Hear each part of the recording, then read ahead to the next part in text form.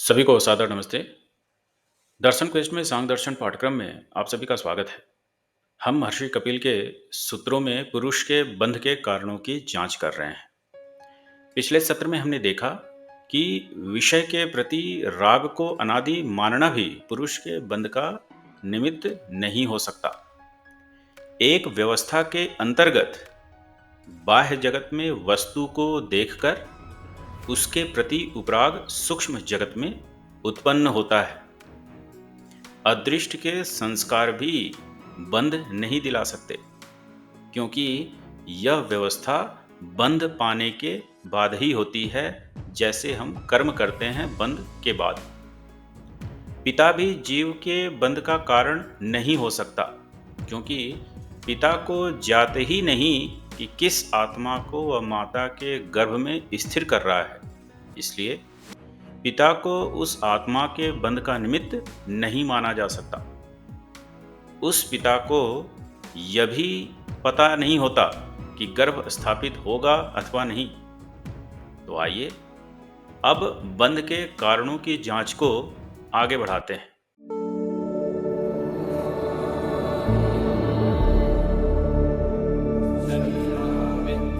पुरुष द्वारा स्थूल शरीर की प्राप्ति से बंध नहीं होता।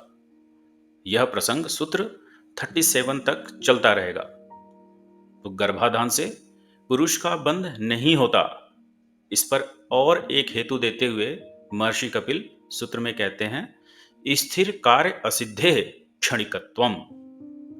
स्थिर कार्य असिद्धे अर्थात जीवात्मा विशेष को माता के गर्भ में स्थिरता देने के कार्य में पिता का निमित्त होना असिद्ध है।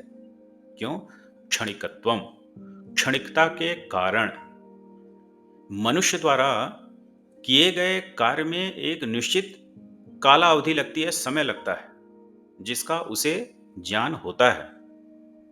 किंतु पिता द्वारा किए वीर्यदान के पश्चात माता के गर्भ में किस क्षण विशेष को शुक्राणु विशेष अंडाणु से संयुक्त होगा, उस क्षण विशेष का पिता को ज्ञान नहीं होता।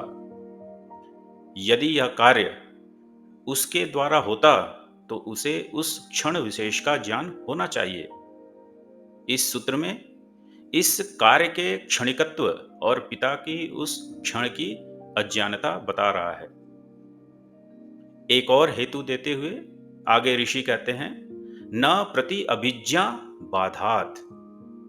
प्रति अभिज्ञा बाधात अर्थात पुत्र के आत्मा विशेष को गर्भ में स्थिर करने की जो स्मृति है पिता की, प्रति अभिज्ञा के बाधा के न होने से। तो कहने का आशय है कि मनुष्य कोई कार्य करता है तो उसे स्मृति से इच्छानुसार ज्ञात हो जाता है कि उसने अमुक कार्य कब, कैसे, कहाँ किया था।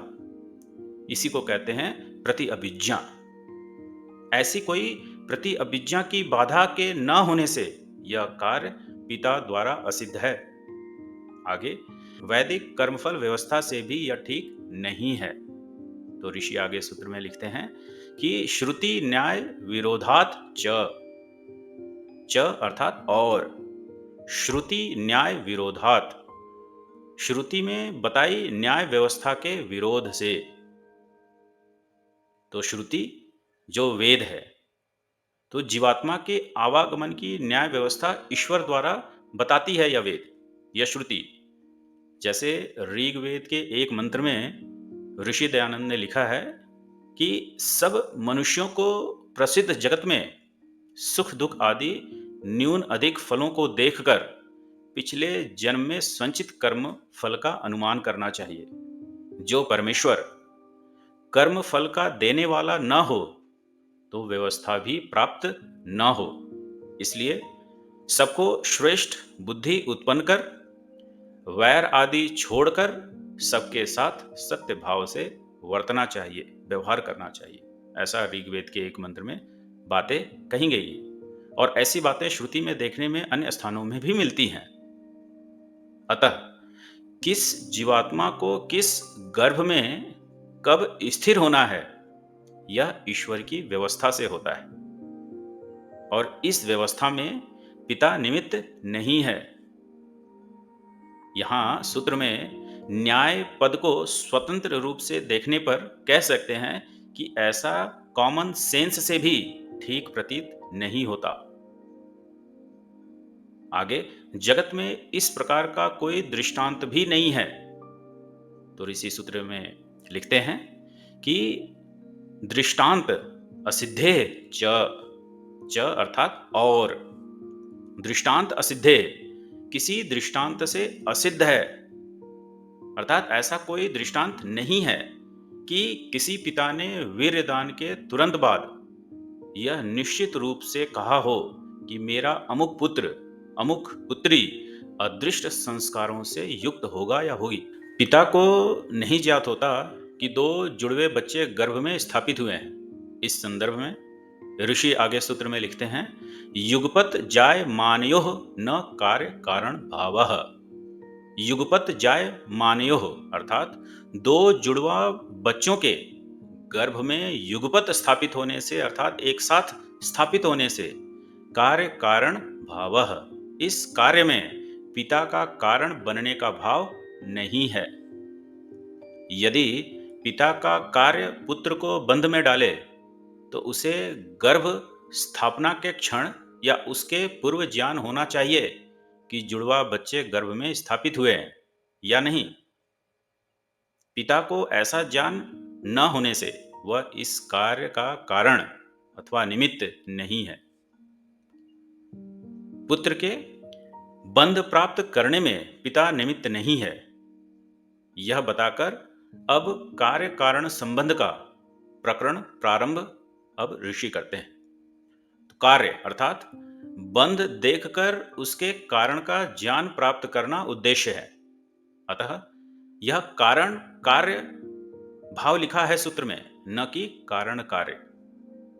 कारण कार्य को जन्म देता है, कार्य से कारण का अनुमान किया जाता है और यही तो सत्कार्यवाद कहलाता है।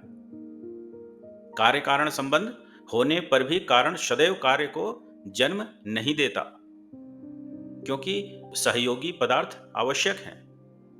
इसकी विभिन्न संभावनाओं पर सूत्र 47 तक विचार किया है। अब स्थूल शरीर और सूक्ष्म शरीर के मध्य कार्य कारण संबंध बताते हुए पिता द्वारा किए गर्भाधान के बाद गर्भ स्थापना की विभिन्न संभावनाओं पर विचार करते हैं। यहां कारण है शुक्राणु। शुक्राणु का क्षय हो जाए, किंतु जो कार्य है शुक्राणु का अंडाणु से संयोग होकर गर्भ में स्थापित होना और उसके बाद पूर्ण गर्भकाल के पश्चात जीव का जन्म होना, यदि न हो तो सूत्र है पूर्व पूर्वापाय उत्तर अयोगात। कार्य कारण भाव के रहते हो सकता है कि उत्तर अयोगात, उत्तरवर्ती अर्थात कार्य का योग न हो, साथ ही साथ पूर्वापाये, पूर्ववर्ती का अर्थात कारण का क्षय होता हो। तो जगत में ऐसी घटनाएं दिखती हैं कि कारण का क्षय हो गया है किंतु कार्य का उद्भव नहीं हुआ है। जैसे बीज भूमि में आरोपित करने के बाद उसका क्षय हो गया किंतु अंकुरित नहीं हो पाया। गर्भाधान के प्रसंग में पूर्ववर्ती है शुक्राणु का माता के गर्भाशय में प्रवेश और उत्तरवर्ती है पर्याप्त काल तक गर्भ का स्थापित रहना, जो अंततः पुत्र को जन्म देता है। तब इस सूत्र का आशय बनेगा कि शुक्राणु का अंडाणु से संयोग न होना अथवा भ्रूण का दुर्भाग्य से स्खलित हो जाना अथवा गर्भाशय में परिस्थिति का पूर्णतः अनुकूल नहीं होना कि पूर्ण गर्भकाल के बाद जीवित पुत्र जन्म ले पाए। कारण अवस्थित रहे किंतु कार्य को जन्म न देवे, तो आगे ऋषि सूत्र में लिखते हैं तद भावे तद योगात उभय व्यभिचारादापि न। कार्य कारण भाव के रहते हो सकता है कि तद भावे, वह कारण बना रहे, तद योगात, कार्य का योग न होता हो, उभय व्यभिचारात, किंतु वे दोनों अर्थात कारण और कार्य असंबद्ध अपि भी नहीं है।